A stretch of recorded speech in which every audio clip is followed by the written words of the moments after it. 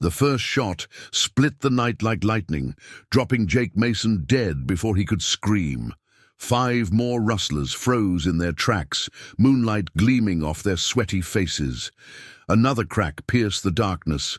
Another man fell. The shots came from nowhere and everywhere, each one finding its mark with demonic precision. 300 yards away, in pitch darkness, no man should shoot like that. "He ain't human," Burt Kendrick screamed as a bullet took his ear clean off. They'd picked the wrong ranch to raid, and now hell itself seemed to rain lead from above. Only one man in all of Texas could shoot like this, the legendary Union Army sharpshooter they called Hawkeye. Before they could retreat, another shot rang out, promising death would find them all before dawn. Before we jump back in, tell us where you're tuning in from. And if this story touches you, make sure you're subscribed, because tomorrow I've saved something extra special for you. James Hawkeye Morrison stood at his porch as dawn painted the Texas sky blood red. His weathered hands cradled the custom Sharps rifle like a lover, the metal still warm from his morning practice. 500 yards out, 6 bottles lay shattered, each one shot through dead center. He hadn't missed a single target in 15 years, not since Gettysburg. The ranch hands called him a legend behind his back.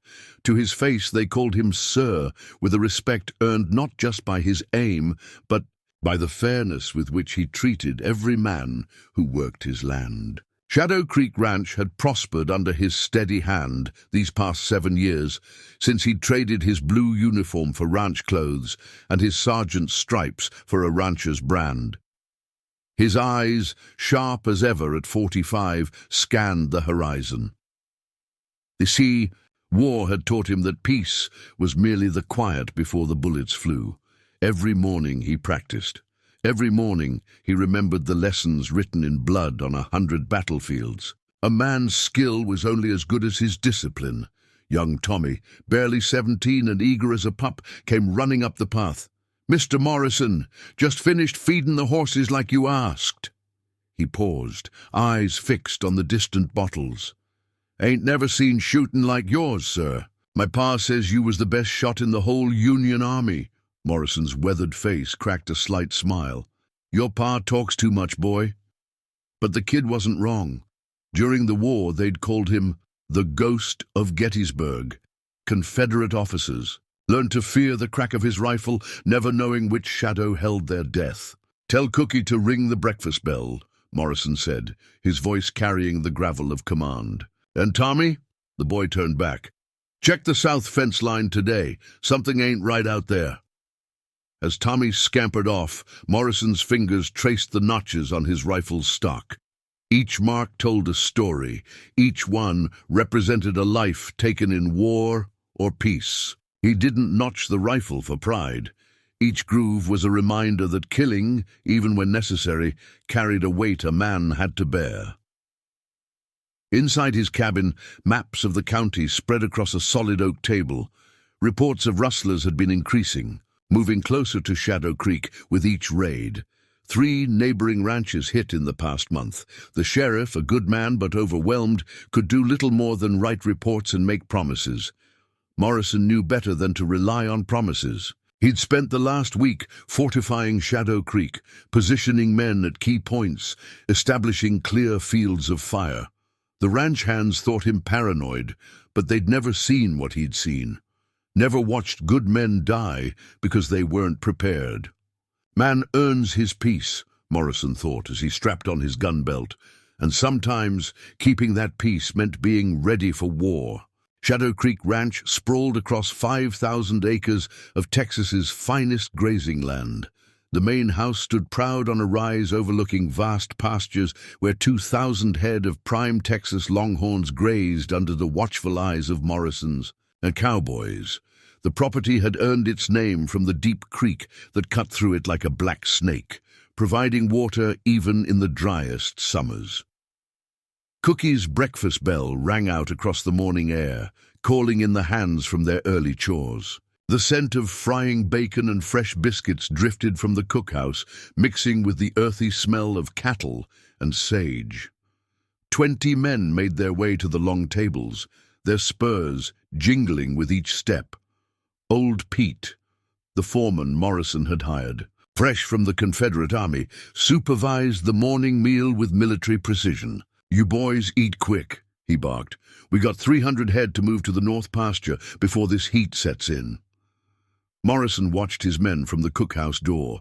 Each one had been carefully chosen, not just for their skill with cattle, but for their loyalty and steady nerves. Some, like Pete, were former soldiers, men who understood discipline and the importance of following orders without question. Others were young bucks, like Tommy, eager to learn and prove themselves. The ranch's success hadn't come easy. Morrison had poured every dollar from his army pension and bounty hunting days into the land, building something that would last. The massive barn, painted blood red, housed 30 of the finest horses in the county. The bunkhouse, clean and well-maintained, gave his men a proper home. Even the corrals were built with extra care, the wood thick and sturdy enough to hold the meanest bull. "Trouble brewing, boss?" Pete asked quietly, coming to stand beside Morrison.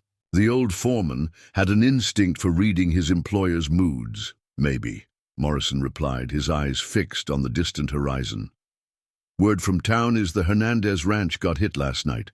40 head stolen, 1 hand shot dead." Pete spat tobacco, juice, into the dust. "Getting bold, these rustlers. Time was, they'd just grab a few strays, run off quick. Now they're killing folks."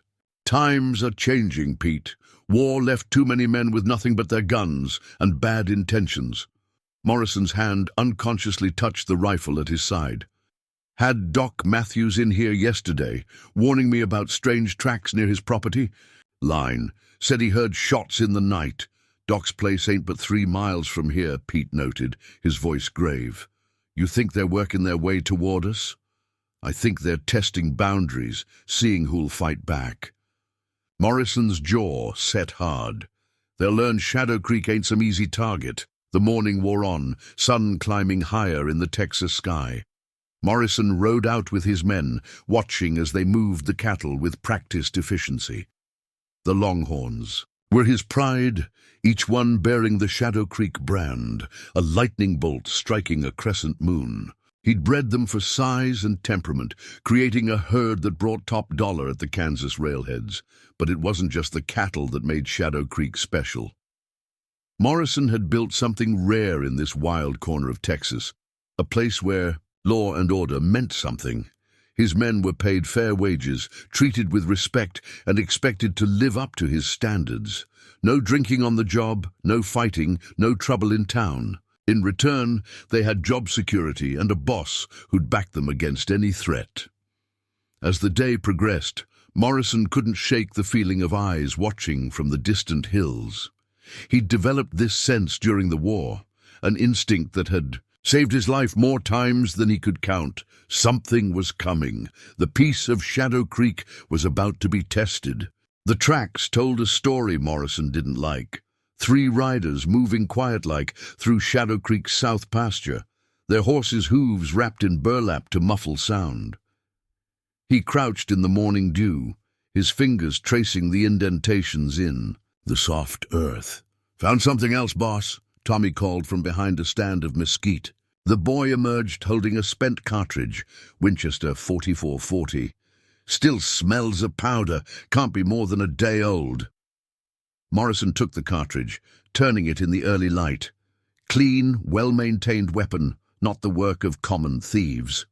These were professionals, methodical in their planning, the kind of men who'd killed for less than what his cattle would bring at market. "Tommy, ride back to the ranch. Tell Pete I want extra men on the night watch, 2-man patrols. No one rides alone." Morrison's voice carried the steel of command. "And boy, keep your rifle loaded." As Tommy galloped off, Morrison continued his inspection. The tracks led to the creek, then vanished, a old Army Scout's trick he knew well. They'd used the water to cover their trail, but he spotted where they'd emerged, half a mile downstream, heading toward the canyon lands that marked Shadow Creek's western boundary. Back at the ranch, activity hummed with nervous energy. Word had spread about the tracks, about the rustlers hitting neighboring spreads. Men checked their weapons with extra care, tested saddle cinches twice before mounting up. Old Pete organized the patrols while Morrison studied his maps. The canyon lands offered 100 hiding places, natural corrals where stolen cattle could be held before being moved north to Kansas or south to Mexico. He'd used similar terrain during the war, when every shadow could hide a sharpshooter. Might be time to send word to the sheriff, Pete suggested, but his tone said he knew better. Morrison shook his head. Sheriff's spread too thin already. Besides, by the time he gathered a posse, these boys would be long gone. He traced a finger along the mapped canyon routes. No, we handle this ourselves. As dusk approached, Morrison positioned his men carefully. Double guards at the corrals, riders patrolling the creek line, spotters on the high ground with clear fields of fire. The ranch turned into an armed camp, every man knowing his post and purpose. In his cabin, Morrison cleaned his sharps with practiced precision. Each component checked, oiled and tested. The ritual calmed him, focused his mind like it had before every major engagement during the war. The rifle had never failed him, and he'd never failed to hit what he aimed at. A knock at the door broke his concentration. "Come in." It was Sarah Matthews, the doctor's daughter, her face pinched with worry. "Mr. Morrison, Pa sent me. 2 more dead hands found at the Carson place. Shot in the back while checking fence lines." Morrison's jaw tightened. Carson's ranch lay just east of Shadow Creek, the closest yet. "When?" "This morning." Pa said. She hesitated, twisting her hands in her skirt. "Pa said they were executed, killed up close, made to kneel first." The information settled like lead in Morrison's gut. This wasn't about stealing cattle anymore. This was about sending a message, about instilling fear. He'd seen similar tactics during the war, systematic terror used to break people's will to resist. "Thank you, Miss Matthews. Tell your father to keep his shotgun loaded and his doors locked." He stood, walking her to the door. "And Sarah, if you hear shooting tonight, get your family into the root cellar and stay there." After she left, Morrison stepped onto his porch, watching the sun sink behind the canyon walls. The evening air carried the sweet scent of blooming sage, mixed with the metallic tang of an approaching storm. Weather moving in would make tracking harder, visibility poor. Perfect conditions for men with bad intentions. He could feel it in his bones, the same tension he'd felt before major battles. Tonight would bring blood to Shadow Creek, one way or another. The only question was whose blood it would be. The moon hung fat and yellow over Shadow Creek when the first shot cracked through the night. Morrison was already moving, Sharp's rifle in hand, before the echo died away. The sound had come from the south corrals, exactly where he'd expected. Trouble. Thunder rolled in the distance, but Morrison knew the difference between nature's voice and gunfire. 3 more shots rang out, followed by the panicked bawling of cattle. Through his spyglass, he could make out dark shapes moving among the herd, trying to spook them into a run. "Steady," he whispered to Tommy, who'd been assigned to his position. "Let them think they've surprised us." The Rustlers worked with practiced efficiency, cutting out a group of prime steers. Morrison counted at least 8 men, more than he'd expected. They'd waited for the storm, using the weather to mask their approach. Smart, professional, dangerous. A flash of lightning illuminated the scene. Morrison's finger tightened on the trigger. 300 yards, a shot he could make in his sleep. The Sharps roared, the report mixing with a thunderclap. Through the gunsmoke he saw one rider pitch backward off his horse. "Jesus," Tommy breathed. "In this light, signal the others," Morrison ordered, already adjusting his aim. Pattern 3. Lanterns began appearing across the ranch, exactly where Morrison had positioned his men. The Rustlers found themselves caught in a crossfire, their carefully planned raid turning into a trap. Another shot from Morrison's rifle took down a second rider. The remaining Rustlers scattered, firing wildly into the darkness. Their leader distinguished by his pale duster, wheeled his horse around. "Pull back!" His voice carried on the wind. "Pull back to the canyon!" Morrison had a clean shot at the leader, but held his fire. Something about the voice nagged at his memory, a ghost from his past he couldn't quite place. Instead, he put a bullet through the man's hat, a warning and a message. Next time, the shot would be lower. The rustlers retreated in disarray, leaving behind their dead and wounded. As rain began to fall, Morrison and his men secured the cattle and approached the fallen riders. The first was dead, Morrison's bullet having found his heart. The second lived, though the wound in his shoulder would never heal right. "Get him." "To the barn," Morrison ordered, "and fetch Doc Matthews." He knelt beside the wounded man, whose eyes widened in recognition and fear. You're him, the ghost of Gettysburg." Blood bubbled at the corners of his mouth. "He said you'd gone soft, turned rancher, said you'd lost your edge." Morrison's hand shot out, gripping the man's shirt. "Who said? Who's leading you?" But the rustler just laughed, a wet, choking sound. "You'll find out soon enough. He's got plans for you, Hawkeye. Special plans for the man who killed his brother." Lightning flashed again, illuminating the cruel smile on the dying man's face. In that instant, Morrison felt the weight of his past bearing down like an avalanche. Someone from the war had found him, someone with a score to settle. The raid wasn't about cattle. It was about drawing him out. The storm broke in earnest, rain washing blood into the Texas soil. Morrison stood, his mind already calculating angles, positions, defenses. The war had found him again, and Shadow Creek was about to become a battlefield. Dawn broke over Shadow Creek, revealing the night's violence in harsh detail. The dead rustler lay covered by a blanket, while Doc Matthews worked on the wounded one in the barn. Morrison stood at his usual spot on the porch. But this morning, there were no practice shots. His sharps rested against the rail as he read the note Tommy had found pinned to the corral post with a knife.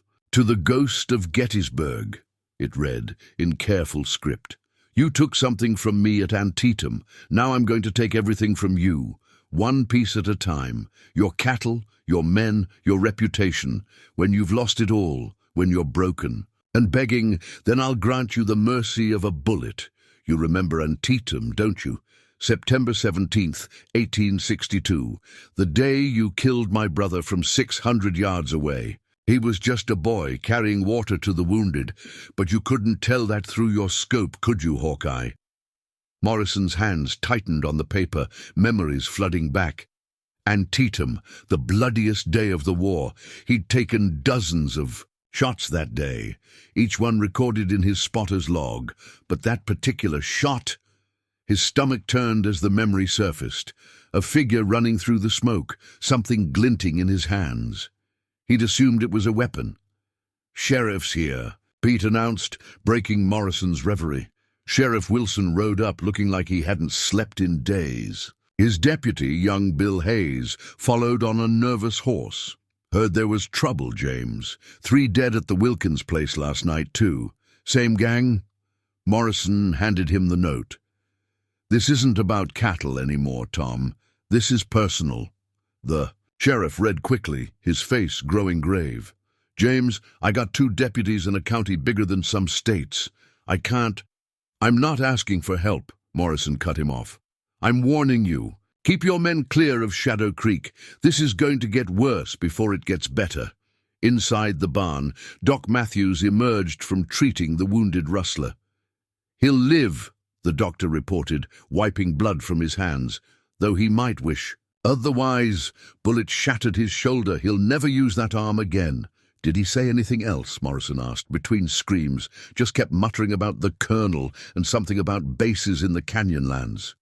Matthews shook his head. "Seems mighty organized for ordinary rustlers." Morrison nodded slowly. The pieces were falling into place. A military man seeking revenge, using the chaos of the frontier to mask his true purpose. The cattle raids were just a cover, a way to build a force without drawing attention from the army or federal marshals.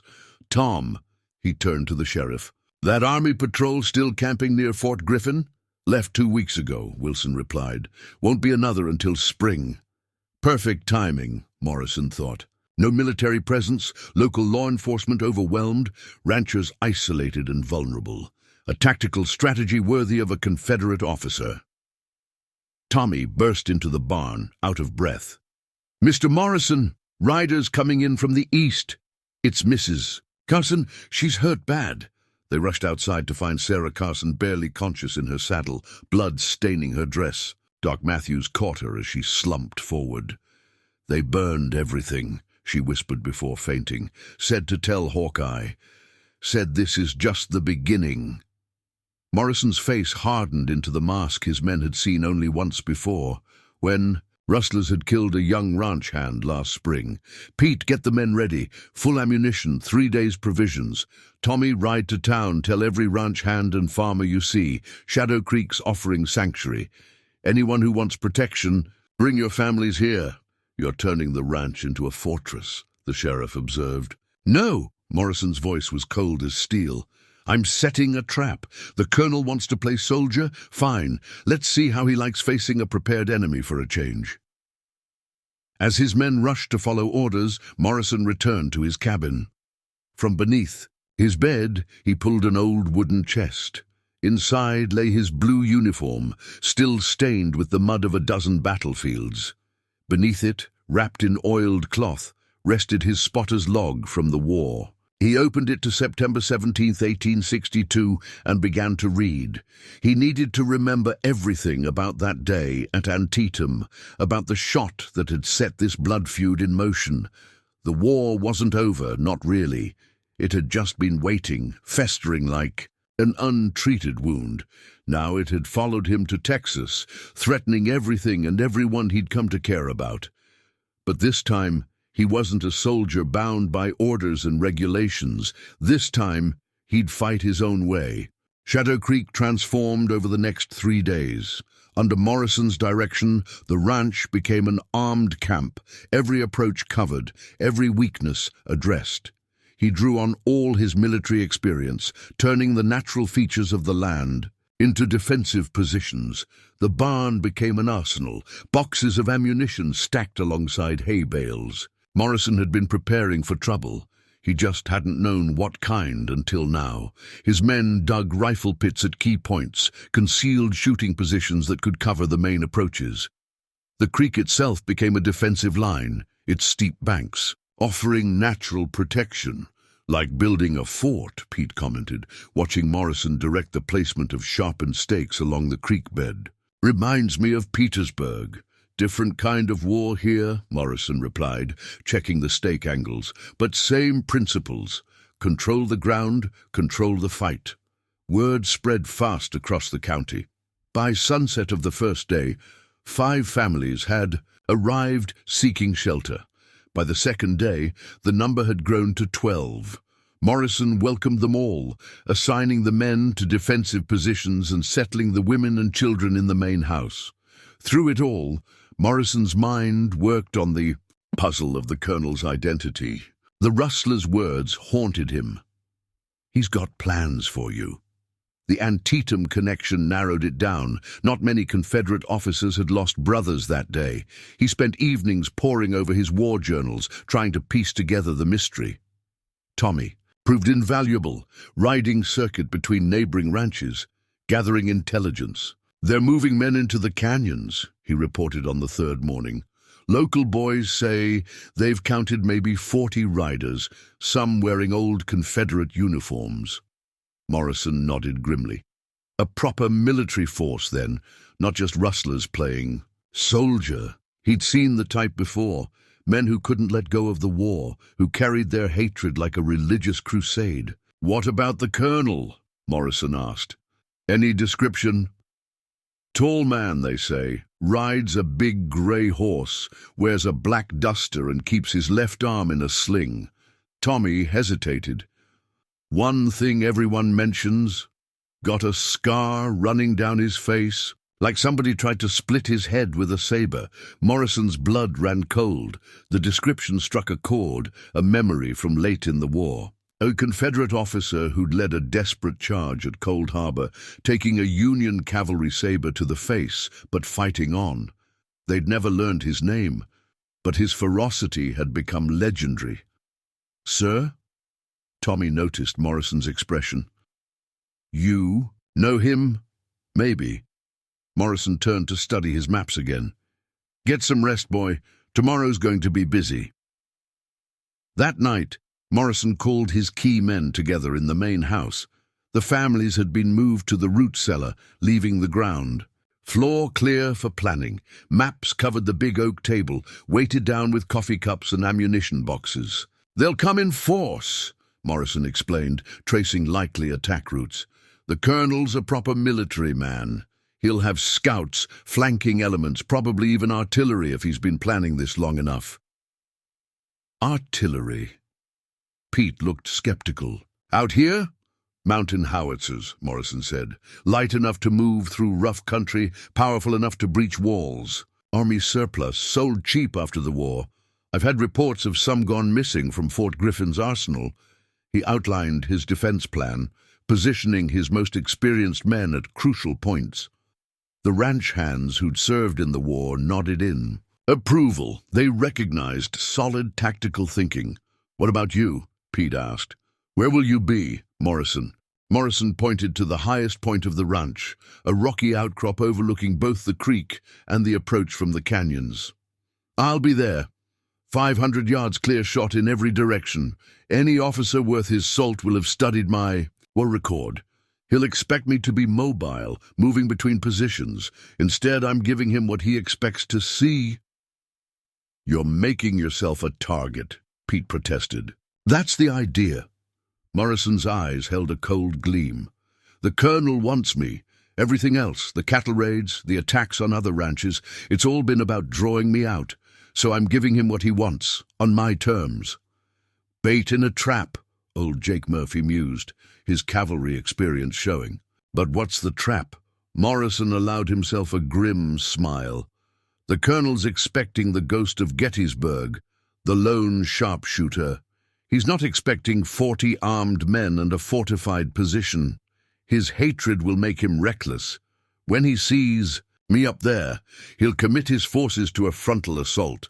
The men studied the maps, seeing the killing ground Morrison had created. Every approach would funnel attackers into pre-sighted fields of fire. The creek would split their forces, preventing effective coordination. It was a deadly geometric puzzle, solved with the precision of a mathematician and the experience of a veteran soldier. As the meeting broke up, Pete lingered behind. "One thing still bothers me, boss. If this colonel's so set on revenge, why not just try to shoot you? Why all this elaborate planning?" Morrison checked his rifle's action before answering. "Because it's not just about killing me, Pete. It's about destroying everything I've built. He wants me to suffer first, to watch my world burn. That's why. He's been hitting other ranches, killing innocent people. He's trying to break my spirit before he breaks my body." "Then he doesn't know you very well," Pete said firmly. "No," Morrison agreed, his voice hard as iron. "He doesn't, and that's going to cost him everything." Martha Wilkins arrived at Shadow Creek just before sunset, her wagon piled with what little she'd salvaged from her burned-out ranch. Her face was streaked with soot and tears, her hands raw from digging through the ashes of her home. Morrison helped her down from the wagon, noting how she flinched at his touch. "They killed Thomas," she said, her voice hollow. "Made me watch. Said it was a message for you." Morrison felt the weight of guilt settle on his shoulders. Thomas Wilkins had been a good man, a peaceful farmer who'd never harmed anyone. They'd served together briefly during the war, before Thomas took a Confederate bullet at Chancellorsville and came west to heal. "Tell me everything," Morrison said gently, leading her to the kitchen where Cookie had hot coffee waiting. Martha's hands shook as she gripped the cup. "They came at midnight. 20 men, maybe more. Thomas tried to surrender, offered them in cattle, everything we had." She paused, fighting back tears. "Their leader, the one they called Colonel, he just laughed, said this wasn't about cattle." Morrison leaned forward. This colonel, what did he say exactly? He said to tell Hawkeye that every death is on his hands, that for every Confederate soldier you killed from your sniper's nest, he'd kill 10 innocent people. Her voice broke. Then he shot Thomas in the back, said it was fitting since that's how you killed his brother. Pete, standing in the doorway, spat into the dust. Ain't true, Mrs. Wilkins. Morrison never shot a man in the back, not during the war, not after. The boy at Antietam, Morrison said quietly. I didn't know he was carrying water. Through the scope in the smoke, I thought I saw a weapon. He met Martha's eyes. But that doesn't excuse what they did to Thomas. Nothing excuses that. Martha straightened in her chair. Thomas used to tell stories about you from the war. Said you were the best shot in the army, but also the most honest. Said you never took pleasure in killing, never shot unless you had to. She reached across the table, gripping Morrison's hand. These men, they're not soldiers. They're butchers. Thomas would want you to stop them. Morrison nodded slowly. I will, but first I need to know everything you can tell me about their setup. Numbers, weapons, horses, anything you noticed. Over the next hour, Martha provided crucial intelligence. The colonel's men were well armed, with newer Winchester rifles and plenty of ammunition. They had at least 2 mountain howitzers, just as Morrison had suspected. But most importantly, she'd overheard them talking about their main camp. It's in the Box Canyon, she said. They've got some kind of underground storage there, old mining tunnels maybe. That's where they keep the stolen cattle before moving them south to Mexico. Morrison spread his maps out on the table, finding Box Canyon. It was a natural fortress, with only one narrow entrance, perfect for defense, but also a potential trap. How many men at the camp? Hard to say. They come and go. But I heard the colonel say something about expecting reinforcements. 40 more. Men coming up from Mexico. She hesitated. There's something else. They've got hostages. 3 families from the smaller ranches. Children. The room went silent. Morrison's jaw tightened as he studied the map. The situation had just become infinitely more complicated. A direct assault on Box Canyon would mean dead hostages, but waiting for reinforcements to arrive would make the colonel's force nearly unstoppable. He's copying Antietam, Morrison said finally, seeing the pattern. At Antietam, the Confederates used civilian buildings, barns, churches as cover, knew we wouldn't shell them. Now he's using hostages the same way. What are you going to do? Martha asked. Morrison rolled up his maps, his decision made. What? I should have done at Antietam. Get closer, much closer. He turned to Pete. Get me everything we have on the old mining operations in Box Canyon. If there are tunnels, they work both ways. As Martha was shown to her room, Morrison returned to his cabin. From the bottom of his war chest, he removed one last item, a Confederate officer's uniform he'd taken as a trophy. It might just be his. Ticket into Box Canyon. The colonel wasn't the only one who could play at deception. The sun set behind the canyon walls, painting the sky blood red. Tomorrow would bring more refugees, more tales of terror. But it would also bring Morrison one day closer to ending this war, one way or another.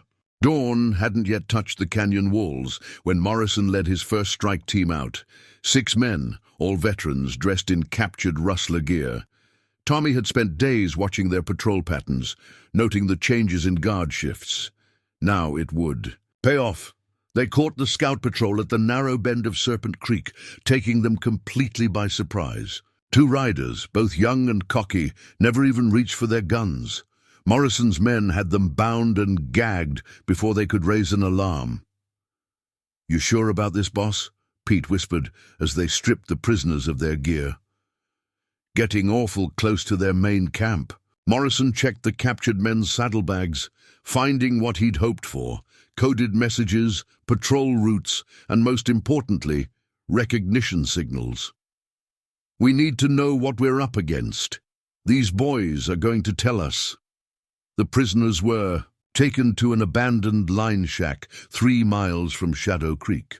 Morrison had prepared it carefully. No windows, thick walls, nothing to give away their location. Inside, he faced the captured scouts, noting their youth and their fear. "I'm only going to ask once," he said quietly.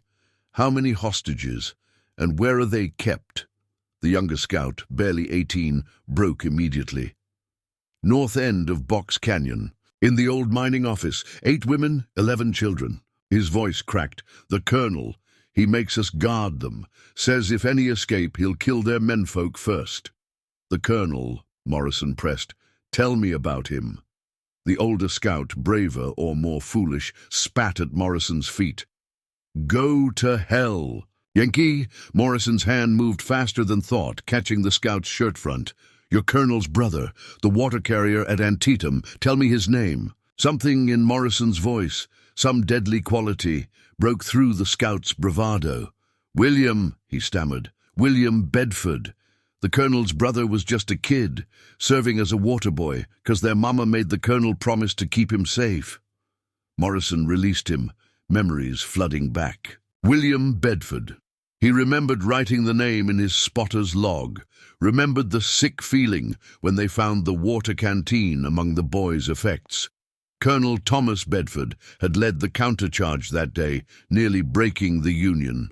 Line in his rage. How many men in the main camp? Morrison continued his questioning. 37, the younger scout answered, plus the colonel, but more coming. A whole company of former Confederates, led by Major Harrison. They're due in 3 days. Pete whistled low. "That's an army, boss." "That's the point," Morrison said grimly.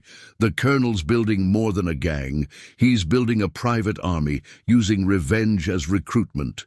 He turned back to the scouts. "The howitzers. Where are they positioned?" The older scout had found his courage again. "You think we're going to tell you everything? The colonel will kill us?" "The colonel's not here," Morrison replied softly. "I am. And I've killed a lot more men than Thomas Bedford ever did." He let that sink in. "But you helped me save those hostages, and you ride out of this alive. Your choice." An hour later, Morrison had everything he needed. The scouts had broken completely, providing details of guard rotations, ammunition stores, and the colonel's battle plans. They'd even drawn rough maps of the camp's layout. "Keep them secure," Morrison ordered Pete as they rode back. "We'll need them when this is over. Their testimony might keep the survivors from hanging." But Pete had seen Morrison's expression, read the cold calculation in his eyes. "You're not planning on there being many survivors, are you?" "The colonel wants to recreate Antietam." Morrison's voice was winter cold. "Fine. But this time, I won't be 500 yards away with a rifle. This time, I'm bringing the war to him." They rode back to Shadow Creek in silence, Morrison's mind already working through the tactical problems. The hostages, complicated. Everything, but they also provided an opportunity. The colonel would expect a frontal assault, a desperate rescue attempt. He wouldn't expect Morrison to use his own underground routes against him. As they crested the last rise before the ranch, Morrison saw Tommy riding hard to meet them. The boy's face was grave. "More refugees coming in, boss." "The colonel's men. Hit 3 more farms last night. No survivors this time." Morrison nodded slowly. "Send riders to the sheriff. Tell him to keep his men clear of Box Canyon for the next 2 days." His eyes turned to the distant cliffs where the colonel waited. "It's time to end this war, once and for all." Morrison slipped through the shadows of Copper Creek town like a ghost, wearing plain clothes instead of his usual rancher's gear. The frontier town's single street was quiet in the pre-dawn hours, but light burned in the back room of Jenkins' bank, just as his informant had said it would. Through the grimy window, he watched 3 men hunched over ledgers, Jenkins himself, Judge Harrison, and Mayor Wade. Good men, he'd thought once, pillars of the community. Now he knew better. "The colonel's offering 30 cents on the dollar," Jenkins was saying, his voice carrying through the thin glass. For every ranch we foreclose on, every property we seize after his men drive the owners off." "Risky," Judge Harrison muttered. "Morrison's causing problems. He's fortifying Shadow Creek, offering sanctuary. Morrison's a dead man." Mayor Wade laughed. "The Colonel's got something special planned for him, something about Antietam and settling old scores." Morrison's hand tightened on his rifle stock. The corruption ran deeper than he'd imagined. The town's leading citizens were in league with the Colonel, using the terror campaign to grab land cheap. They'd profit from their neighbors' deaths, build fortunes on blood money. A floorboard creaked behind him. Morrison spun, rifle ready, but it was only Tommy. The boy had insisted on coming, proving himself more valuable with each passing day. "Doc, Matthews just rode in the back way," Tommy whispered. "Says he's got news about the Colonel's reinforcements. They're not coming from Mexico." "Where then?" "Fort Griffin itself. Whole company of cavalry, supposedly deserting on schedule. The Colonel's bought himself an army." Morrison processed this new information. Regular cavalry meant better weapons, better training. But it also meant something else. Official papers, military credentials. The Colonel wasn't just building a gang. He was establishing legitimate control of the territory. He led Tommy back to their horses, mind working through the implications. The Colonel's plan was brilliant in its simplicity. Drive out the legitimate ranchers, have his conspirators. Buy the land cheap, then establish himself as the region's primary landowner. With a private army at his back, who dare challenge him? "Two more things," Tommy added as they mounted up. "Doc says the Colonel's real name is Thomas Bedford Randall. Changed it after the war, and—" The boy hesitated. "He's got a federal marshal's badge, a real one." Morrison's blood ran cold. A federal marshal could requisition supplies, demand support from local law enforcement, even call in military aid. The Colonel had built himself a perfect cover for his operation. That's why the army patrol stopped, Morrison realized. He's got someone at Fort Griffin helping him. Probably the quartermaster, maybe even the commander. They rode back toward Shadow Creek in silence, the weight of discovery heavy on their shoulders. Morrison had thought he was facing a simple revenge plot. Instead, he'd stumbled into a conspiracy that reached into the highest levels of territorial authority. Back at the ranch, Pete waited with more news. The runners he'd sent to neighboring counties had returned. Similar patterns were emerging everywhere. Mysterious foreclosures, ranchers driven off their land, properties snapped up by shadowy investors. "They're building an empire," Morrison said quietly, "using terror and corruption to steal half of Texas." "So what do we do?" Pete asked. "Can't fight the whole territory." Morrison stared at his maps, at the pins marking each attack, each foreclosure. A pattern emerged, like a noose drawing tight around Shadow Creek. His ranch was the last major holdout, the final obstacle to the Colonel's plans. "We don't have to fight the whole territory," he said finally. "Just cut off the snake's head. The Colonel dies, his whole operation falls apart. Those corrupt officials will turn on each other like wolves." "He's got hostages," Tommy reminded him, "and now a marshal's badge." Morrison's face hardened. "Badge doesn't make him bulletproof, but you're right about the hostages. We need to get them out first." He turned to his war chest, pulling out the Confederate officer's uniform. "Time to put this to use. The Colonel wants to recreate Antietam. Let's give him a ghost from his past." The betrayal came from the last person Morrison expected. Sheriff Wilson rode into Shadow Creek just past noon, his deputy Bill Hayes at his side. Nothing seemed amiss at first, just another routine visit to check on the refugees. "Got some news." "About the Colonel," Wilson said, accepting a cup of coffee in Morrison's cabin. "Thought you should hear it firsthand." Morrison was checking his rifles, laying out ammunition for the night's planned reconnaissance. "What kind of news, Tom?" "The shot came without warning." Morrison's reflexes, honed by years of combat, saved his life. He dropped and rolled as Wilson's bullet smashed into the wall behind him. Before the sheriff could fire again, Morrison had his own revolver out. but Hayes had circled behind, pressing a gun to his head. "Sorry, James." Wilson's voice held genuine regret. "Colonel's offering $20,000 for you. Alive, preferably, but dead if necessary." Morrison kept his voice steady. "How long, Tom? How long you been working for him?" "Since the beginning." Wilson holstered his gun. "You think it was accident, him choosing this territory. I helped him set it all up. Told him which ranches were vulnerable, who could be bought, who needed to be eliminated. The families you swore to protect." Morrison's voice was winter cold. "The people who trusted you.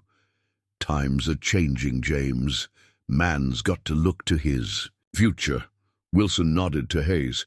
"Tie him up. Colonel wants him delivered before sundown," but Hayes never got the chance. A single shot rang out, and the deputy's head snapped back, a red hole appearing between his eyes.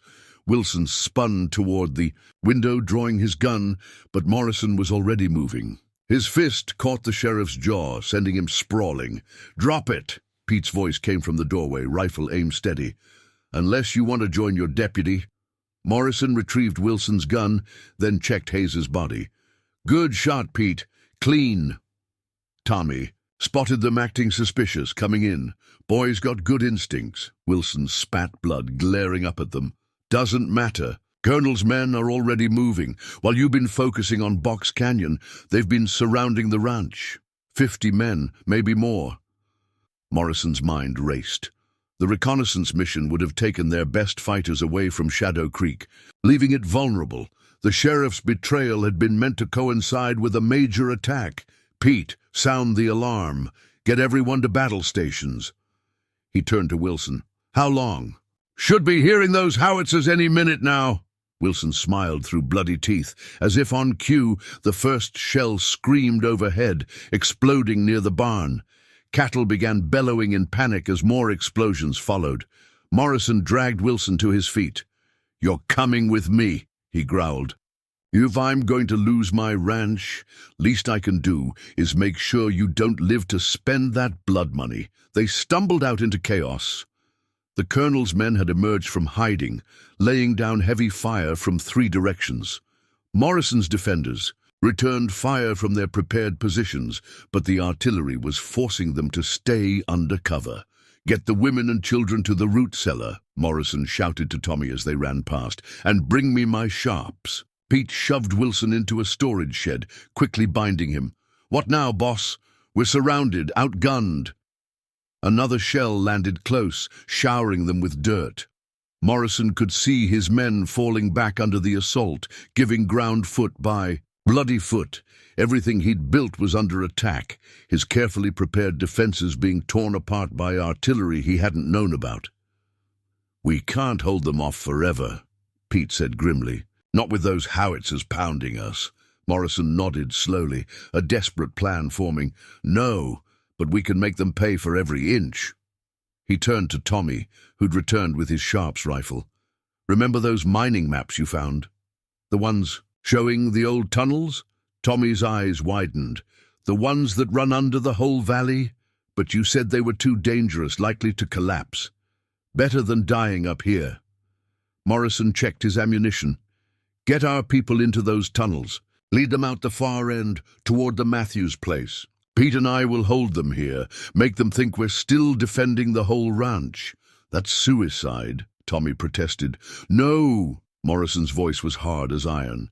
"That's tactics. They'll be focused on us, won't expect an evacuation."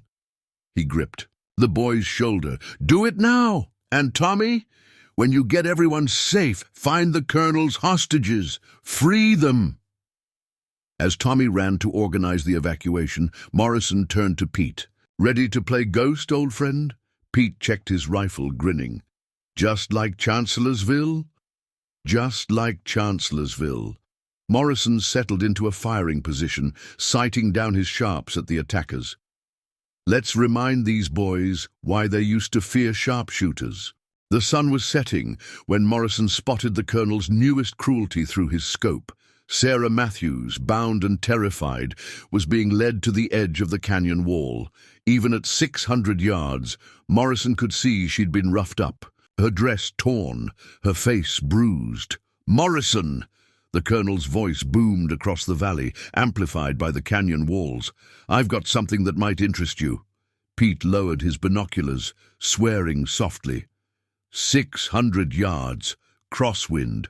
"Fading light, even for you, boss." "Quiet," Morrison commanded, his focus absolute. He'd made shots like this before, but never with such high stakes. One mistake, one slight tremor, and Sarah would die. The colonel stood behind Sarah, using her as a shield. Only his head and shoulders were visible. "Surrender now, or the girl dies. You've got 1 minute to show yourself." Morrison's mind calculated distances, wind speed, bullet drop. The evening breeze was tricky, swirling through the canyon. The light was worse, throwing off depth perception, but he'd shot in worse conditions during the war. 30 seconds, Morrison, or I add her to your list of innocent victims." Morrison's finger tightened on the trigger. He could feel his heartbeat, slow and steady. Time seemed to stretch, the world narrowing to his scope's crosshairs. 10 seconds. The wind dropped for a moment. Morrison exhaled slowly, squeezing the trigger at the bottom of his breath, just as he had thousands of times before. The sharps roared. Through the scope, Morrison watched the colonel's head snap back, a red mist erupting as the heavy bullet found its mark. Before his body had even begun to fall, Morrison was already firing again, picking off the 2 men holding Sarah's arms. "Pete! Cover fire!" Morrison was running before the words left his mouth, charging across the killing ground. Bullets whined past him as the colonel's men recovered from their shock, but Pete's accurate fire kept them ducking. Sarah had collapsed, still bound, dangerously close to the canyon's edge. Morrison reached her just as a shell exploded nearby, showering them with dirt and rocks. He cut her bonds with his knife, checking her for serious injuries. "Can you run?" She nodded, tears cutting tracks through the dust on her face. They killed Pa. The colonel shot him himself, just to prove he could." "We'll mourn later," Morrison said grimly, leading her toward the relative safety of a boulder. "Right. Now we need to move." More shells screamed in, but their accuracy was falling off as darkness approached. The colonel's men seemed disorganized without their leader, their attack losing momentum. But Morrison knew it wouldn't last. Someone would take command soon enough. They made it back to Pete's position as night fell properly. Sarah's information confirmed Morrison's worst fears. The colonel had been planning to use her execution, to draw him out, counting on his reputation for helping the innocent. The whole attack had been orchestrated around that moment. He had it all planned. Sarah's voice shook. "Said he'd studied you for years, knew exactly how to break you. Said killing me would destroy your spirit, make you reckless." Morrison checked. "His ammunition. He wasn't the first to try using my conscience against me. During the war, Confederate snipers would wound men, leave them crying for help, trying to draw out Union sharpshooters." "Did it work?" Sarah asked. "Sometimes. Lost some good men that way. Learned to be patient, to wait for the right shot." He turned to Pete. "How's our ammunition?" "Low. Maybe 20 rounds each for the rifles. Bit more for the pistols." Morrison nodded slowly. "The colonel's dead, but his army's still out there.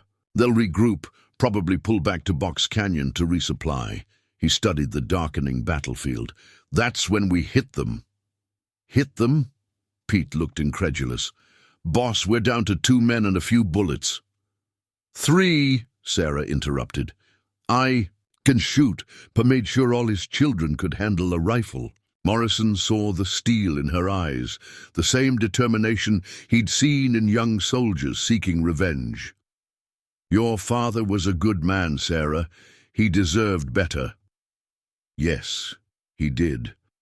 She checked the revolver Morrison had given her. "So when do we start?" The sound of hooves interrupted them. Tommy appeared out of the darkness, breathing hard.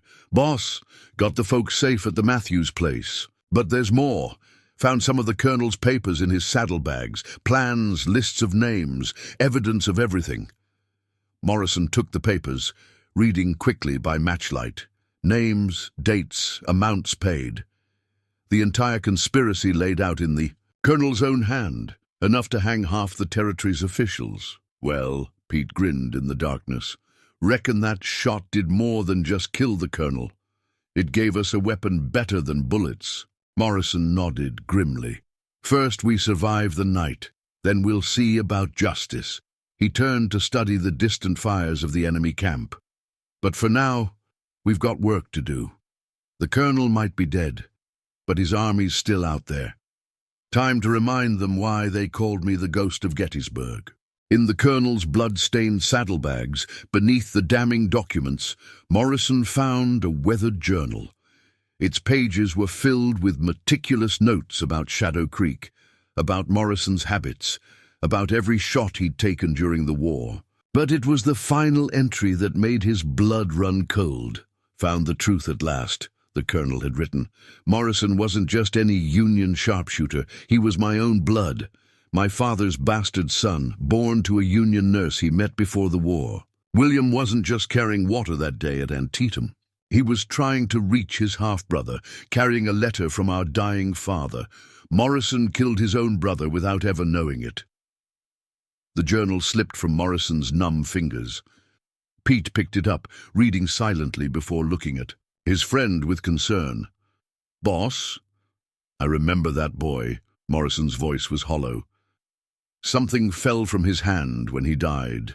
I thought it was a weapon, but—" He pulled out his own journal, flipping to the Antietam entry. "Here. Young Confederate, approximately 15 years old, carrying unknown object, shot at 600 yards, confirmed kill." Sarah, who'd been cleaning her father's rifle, looked up. "That's why the Colonel went mad with revenge. You didn't just kill his brother. You killed your own." Morrison stood abruptly, walking to the edge of their defensive position. The night wind carried the smell of gunpowder and death. Below, the Colonel's men were regrouping, their campfires dotting the darkness, like fallen stars. "All these years," he said finally, "I've carried every shot with me, every life I took I recorded, not for pride, but for responsibility, to remember that each bullet changed something forever." He turned back to his companions. "But this changes everything." "No," Pete said firmly. "Changes nothing. You didn't know, couldn't have known. And even if you had, that boy was wearing Confederate gray in the middle of a battle." Tommy, who'd been keeping watch, spoke up. "Boss, riders, coming into their camp. Looks like reinforcements." Morrison shook off his shock, forcing himself back to the present crisis. The past could haunt him later. Right now, they had a war to win. "The Colonel planned this," he said, studying the enemy positions. "Even in death, he made sure I'd know. Made sure the guilt would eat at me." His jaw tightened. "But he forgot something important." "What's that?" Sarah asked. "I've lived with guilt before. Learn to use it." Morrison checked his rifle. "The Colonel wanted to break my spirit with this revelation. Instead, he just gave me one more reason to end this tonight." Through his scope, Morrison counted the new arrivals. At least 30 fresh. Riders, well-armed and disciplined. Former cavalry by their bearing. The Colonel's army was growing even without him. "They'll attack at dawn," Pete predicted. "Classic cavalry tactic. Use the rising sun to blind defenders." Morrison nodded. "That's what they'll expect us to think. But look there. They're positioning men in the shadows. They'll come before dawn, trying to surprise us." The revelation about William still burned in his gut, a pain sharper than any bullet wound. But Morrison had learned long ago to transform pain into focus, guilt into purpose. The Colonel had hoped this knowledge would destroy him. Instead, it hardened his resolve. "Pete, get our ammunition distributed." "Tommy, those mining tunnels you found, how close do they come to their camp?" Tommy's eyes lit up with understanding. "There's a shaft that comes up right behind their position. Collapsed years ago, but they won't be watching it." Morrison finished. "They think we're trapped up here, forced to fight from prepared positions." He turned to Sarah. "Your father's death, my brother's death, all part of the Colonel's revenge. But now we use his obsession against his own men. In the distance, thunder rumbled. A storm was coming, just like at Antietam. Morrison allowed himself a grim smile. 15 years ago, he'd killed his brother in the rain and smoke. Tonight, he'd make sure that death meant something. Time to show them why they called me the Ghost, he said softly. And this time, we're bringing the haunting to them. Thunder crashed overhead as Morrison led his small team through the abandoned mining tunnel. The passage was barely wide enough for a man to walk upright, old support beams groaning with each step. Their lantern cast twisted shadows on walls that hadn't seen light in decades. "You sure this is safe, boss?" Pete whispered, ducking under a low-hanging beam. "Nothing about this is safe," Morrison replied. "But it's our only chance. Those reinforcements up there, they're not just any cavalry. I recognize the way they move. Texas Rangers, who turned bad after the war, professional manhunters." Sarah, bringing up the rear with Tommy, gripped her father's rifle tighter. "How many?" 30, maybe more, led by Major Harrison, meanest tracker this side of the Mississippi. Morrison paused at a junction, consulting Tommy's crude map. "Left here. Should come up right behind their camp." The tunnel took them deeper, into the earth. Water dripped from the ceiling, and the air grew thick with the smell of wet earth and old timber.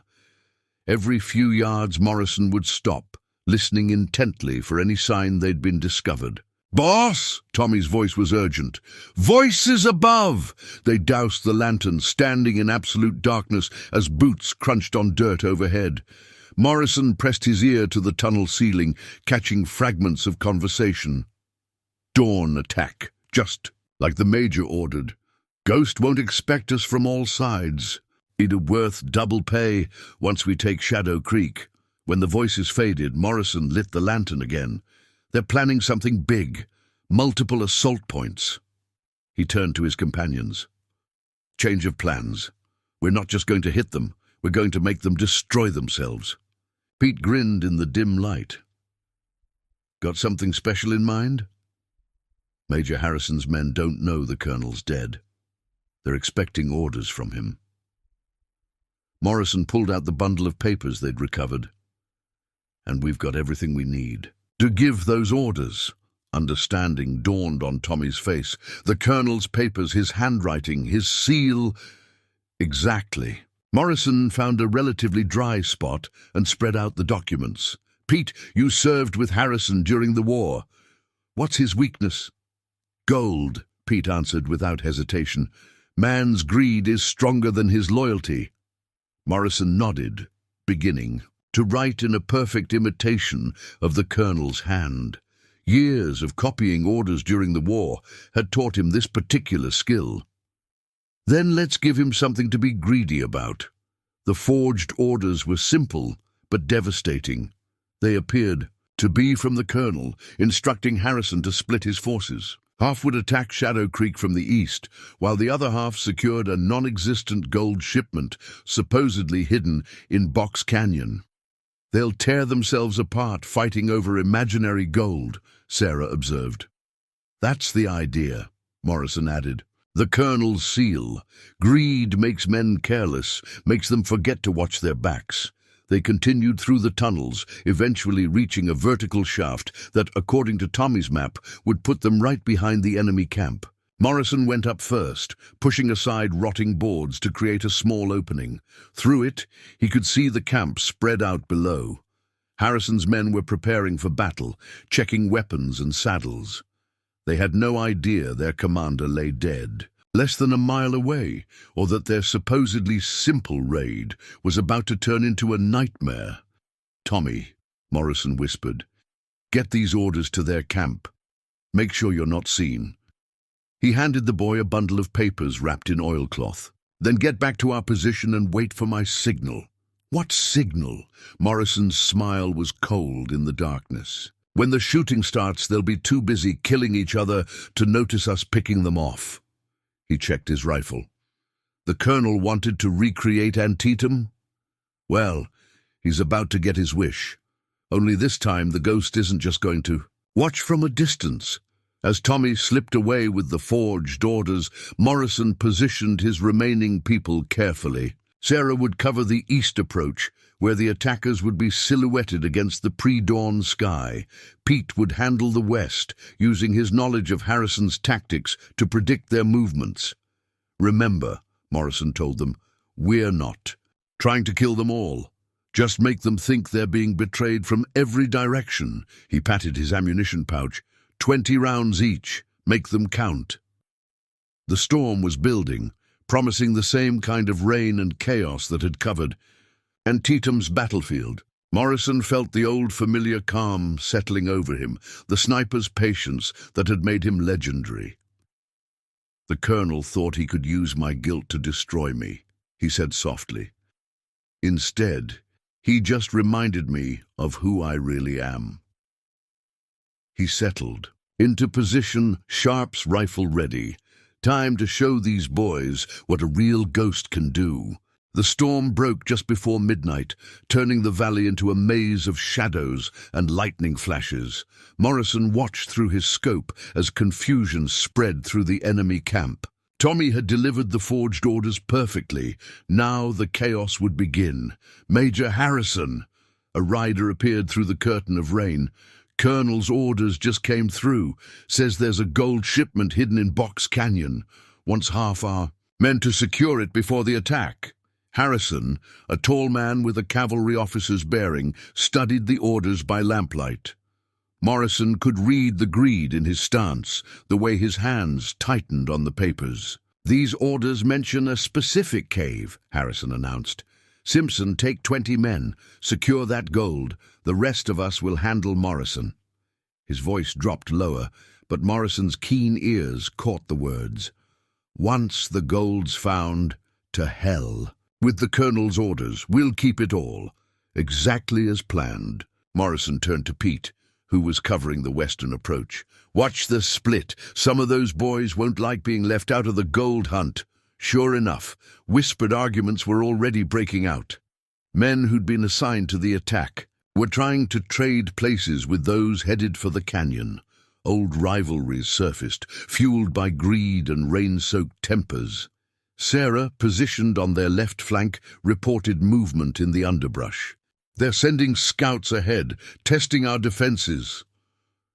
"Let them come," Morrison murmured. "Let them think they've found our weakness." The storm intensified, bringing a darkness thick enough to cut. Lightning revealed snapshots of the enemy's preparations. Men checking weapons, horses being saddled, the glint of steel and determination. But Morrison saw something else. The subtle shifting of allegiances as Harrison's men divided their loyalties between gold and glory. Tommy returned, soaked but grinning. "Second set of orders delivered, boss. Left them where Harrison's lieutenant would find them." Morrison nodded approval. These orders, also forged, suggested that Harrison planned to claim all the gold for himself, cutting out his own men. The seeds of mistrust were planted. Now they just had to water them with blood. Through his scope, Morrison watched Harrison's force split. 20 riders headed toward Box Canyon, while the main group prepared for the attack on Shadow Creek. But there was hesitation in their movements now, uncertainty in their formation. "Boss," Pete's voice was urgent, "some of Harrison's men are hanging back, looking mighty suspicious of their own leaders." "Good." Morrison adjusted his position slightly. "When the shooting starts, they won't know who to trust.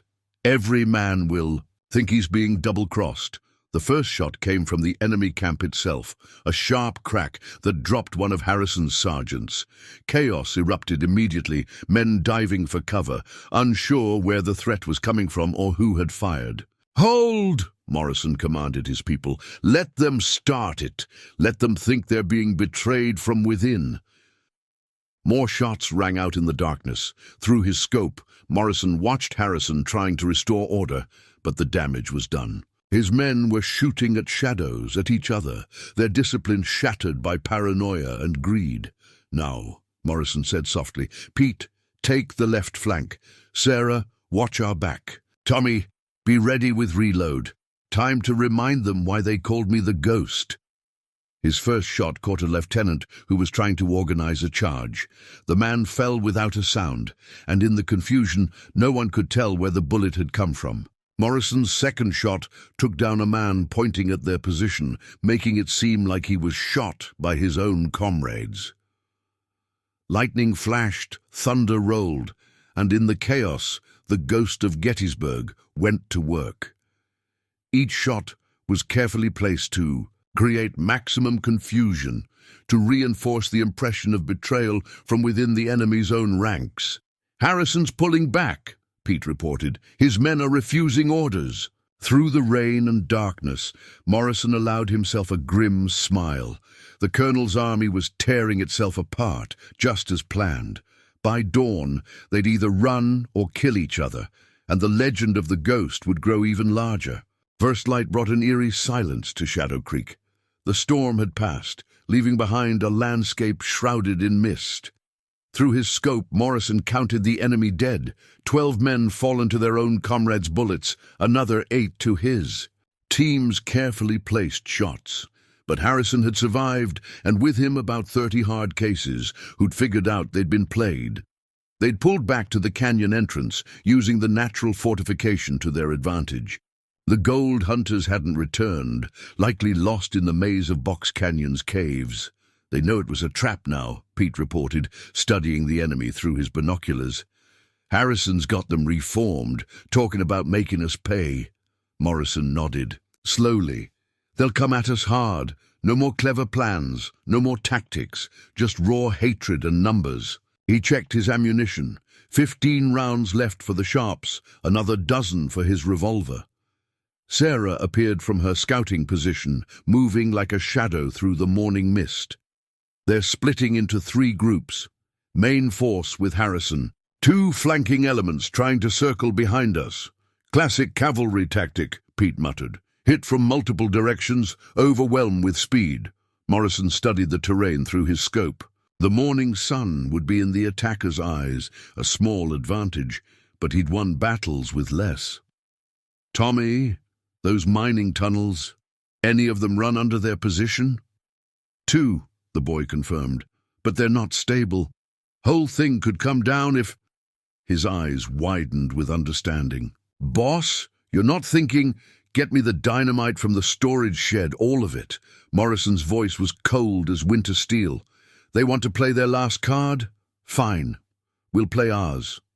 While Tommy fetched the explosives, Morrison outlined his plan. It was desperate, dangerous, and their only chance of survival.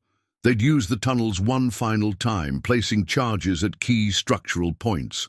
When Harrison's men charged, they'd bring the whole canyon wall down on them. "It's suicide," Pete protested. "We'll never get the charges placed in time." "We don't have to." Morrison's eyes never left the enemy position. "Just need to collapse the main support shaft. Physics will do the rest." Sarah checked her rifle. "I'll place the charges. I'm the smallest, fastest through those tunnels." "No." Morrison's voice left no room for argument. "I need you up here. You're our best shot after me." He turned to Tommy. "You know these tunnels better than anyone. You'll have to do it." The boy straightened, pride and fear warring in his expression. "Yes, sir, but what about you? I'll give them something to shoot at. Keep their attention up here while you work." Morrison allowed himself a grim smile. Time for the ghost of Gettysburg to make his last stand. The sun climbed higher as they made their preparations. Morrison positioned his people carefully, Pete on the left, Sarah on the right, each with clear fields of fire. He took the center position, making sure he was visible enough to draw attention. Through his scope, he watched Harrison rallying. His men. The major was no fool. He'd know this was their last chance. They'd come in hard and fast, trying to overwhelm Morrison's position before he could pick them apart with rifle fire. "Remember," Morrison told his team, "when Tommy lights those charges, we'll have maybe 2 minutes to clear out. Don't wait for me. No matter what happens, you ride east the moment you hear that first explosion." "Boss," Pete started to protest. "That's an order." Morrison's voice carried the weight of every command he'd given in war. The colonel's dead, his conspiracy exposed. The papers in my cabin will bring down every corrupt official in the territory. That's the real victory here. The sun cleared the canyon rim. Below, Harrison's men mounted up, checking weapons one final time. Morrison could feel the tension building, like the pressure before a thunderstorm. Tommy disappeared into the tunnel entrance, dynamite bundled carefully in his pack. Sarah and Pete moved to their positions, each carrying Morrison's written testimony about the conspiracy, ensuring the truth would survive even if they didn't. The first war cry echoed across the valley. Hooves thundered against packed earth as Harrison led the charge. Morrison settled his cheek against his rifle stock, letting out a slow breath. "Come on then," he whispered. "Let's give them a story worth telling." The first wave hit like a tornado. 30 riders charging uphill through the morning mist, their horses' hooves thundering against the earth. Morrison's first shot caught Harrison's standard bearer square in the chest, dropping him from the saddle. His second took down a flanking rider trying to circle left. "Make every shot count," he shouted to Pete and Sarah. Their rifles joined his, picking off riders with deadly precision, but still they came, closing the distance with savage determination. Harrison led from the front, his cavalry saber catching the sun as he urged his men forward. "Kill the ghost!" His voice boomed across the battlefield. $1,000 to the man who brings me Morrison's head." The air filled with lead as both sides exchanged fire. A bullet tugged at Morrison's sleeve, another splintered the rock beside his head. Through his scope he saw Tommy emerging from the tunnel entrance, giving the signal. Charges set. "Fall back," Morrison ordered. "Second position." They retreated in good order, just as they'd practiced. Sarah and Pete laying down covering fire, while Morrison picked off anyone who got too bold. The attackers followed, exactly as planned, pushing them toward the canyon wall. "Getting mighty close to those charges, boss," Pete warned, reloading his rifle. Morrison nodded grimly. "Tommy, light it." The boy struck a match, setting the long fuse that would trigger the dynamite charges. But before he could retreat, a shot rang out. Tommy spun, clutching his shoulder, blood spreading across his shirt. "Sniper!" Sarah screamed, spinning to return fire. Morrison's rifle was already moving, seeking the hidden shooter. There, a glint of metal in the rocks. His bullet found its mark, sending the sniper tumbling down the cliff face. But the damage was done. "Get Tommy clear," Morrison ordered Sarah. "Pete, buy us time." Harrison's men were closing in, sensing victory. Morrison counted his remaining ammunition, 6 rounds for the sharps, and 3 in his revolver. Not enough to hold them all back, but maybe enough to complete Tommy's mission. "Pete, get Sarah and Tommy to safety." Morrison broke cover, drawing the attacker's fire. "I'll handle the charges." "Boss, no!" Pete protested. But Morrison was already moving, running toward the tunnel entrance. Bullets kicked up dust around his feet as he zigzagged across the open ground. Harrison spotted him, wheeling his horse around. "There he is, the ghost himself. Take him!" Morrison dove into the tunnel mouth, rolling to his feet. The fuse was still, sparking, crawling toward the charges. But it had burned too slowly. They'd need at least 5 more minutes. 5 minutes they didn't have. Above, he could hear horses approaching the tunnel entrance. Morrison drew his revolver, taking position behind a support beam. The first rider appeared in the opening, silhouetted against the morning light. Morrison's shot took him clean out of the saddle. "He's in the tunnel," someone shouted. "Flush him out!" More riders dismounted, preparing to storm the entrance. Morrison picked them off one by one, making each bullet count. But they kept coming, and he was running out of ammunition. Then he heard it, the sound that changed everything. Tommy's voice, weak but determined, calling from above. "Boss, second fuse is lit. Clear out now."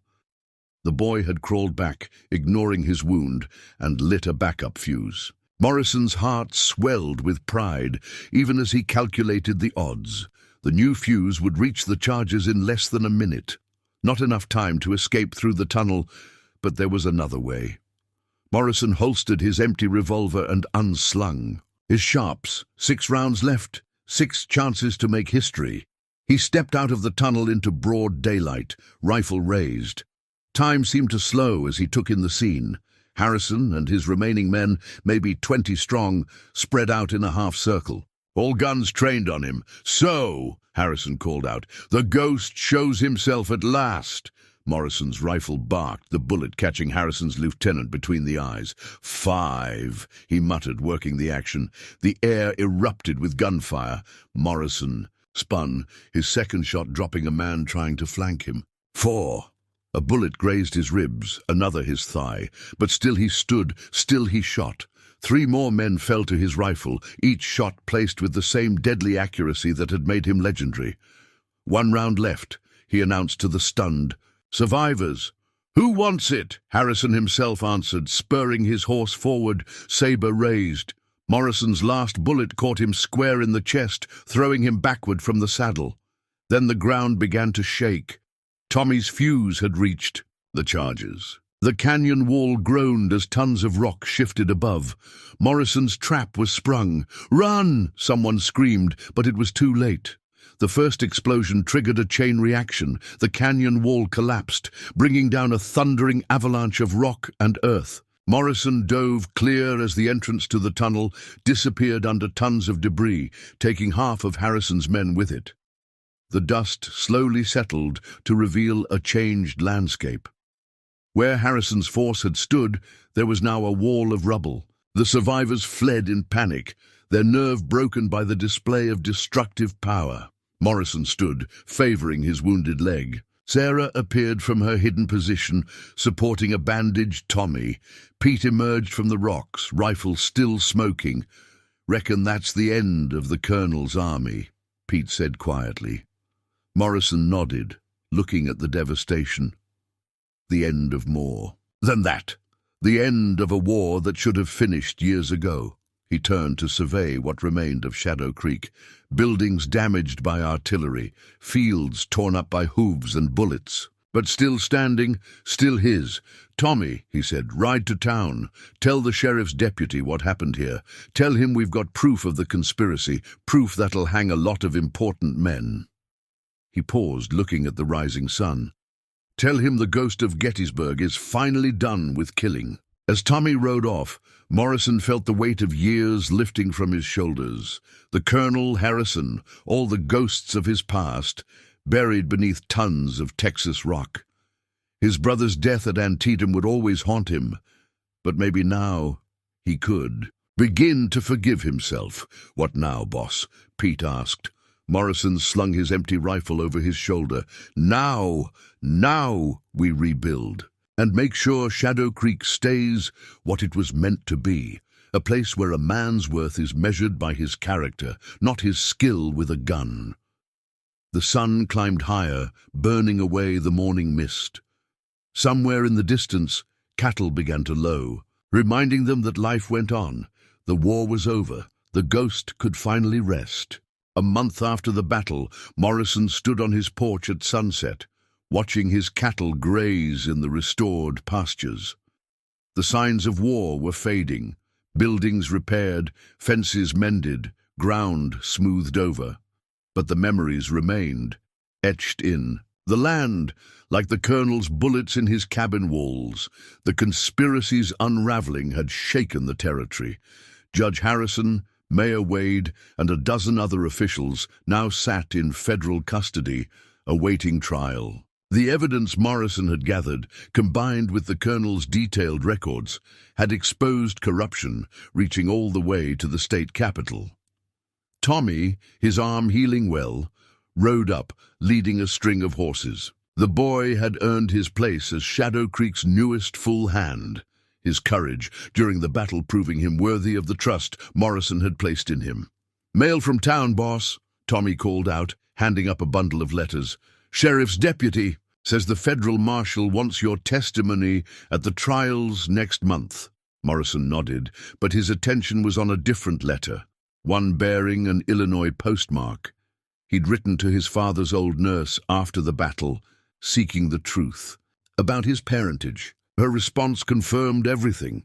His father's brief romance before the war, the son he'd never known about, the terrible coincidence that had led to brother killing brother at Antietam. Also, Tommy added, Sarah Matthews is back from her aunt's place. Says she's ready to take over her pa's medical practice. A ghost of a smile crossed Morrison's weathered face. Sarah had proven herself during the fight, her courage matching her compassion. Doc Matthews would have been proud to see his daughter following in his footsteps, healing the community's wounds, just as she'd helped heal Shadow Creek's defenders. Pete approached from the barn, his spurs jingling. Cattle's looking good, boss. Reckon we'll have the best herd in 3 counties by spring. Reckon so, Morrison agreed. He'd sold his Sharps rifle to a collector back east, using the money to buy new breeding stock. Shadow Creek would prosper. By raising life now, not dealing death.